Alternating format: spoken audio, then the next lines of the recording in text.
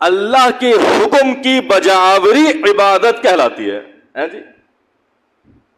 اچھا وہ حکم دو طریقے سے بھی ہو سکتا ہے کہ ہاں جی غریبوں کی مدد کیجئے جی عبادت ہے, ماں باپ کا احترام کیجئے عبادت ہے جی. کبھی حکم ہوتا ہے فلاں فلاں کام انجام دیجئے عبادت ہو جائے گی, اور کبھی حکم یہ ہوتا ہے کہ فلاں فلاں کام سے رک جائیے, یہ بھی عبادت ہے. فلاں فلاں کام سے رک جائیے, اللہ کا حکم ہے کہ اس کام کو انجام نہ دیجئے, یہ بھی عبادت ہے. کیسے کہ بلا اسی ماہ رمضان کے دن آنے والے تھے کہ خطبہ شعبانیہ, یعنی شعبان کے مہینے میں رسول اللہ جو خطبہ دے رہے تھے جس میں فضیلت ماہ رمضان کے حوالے سے ہے, تو سوال ہوا یا رسول اللہ ما افضل الاعمال فی ھذا الشہر, رسول اللہ اس مہینے میں افضل ترین عمل کیا ہے؟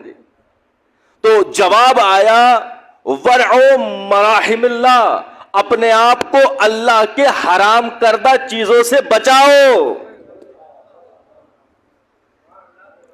جو اللہ نے جن جن کام سے روکنے کا حکم دیا ہے, جن کام کو حرام قرار دیا ہے, اپنے آپ کو اس سے بچائیے.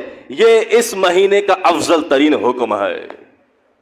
یہ نہیں کہا کہ جاؤ تہجد پڑھو, یہ حکم نہیں ہے. یہ نہیں کہا کہ فلاں کام کرو, نہ کرنا کچھ نہیں ہے.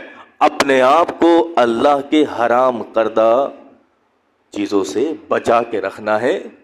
یہ ہے اس مہینے کا افضل ترین حکم, افضل ترین عمل.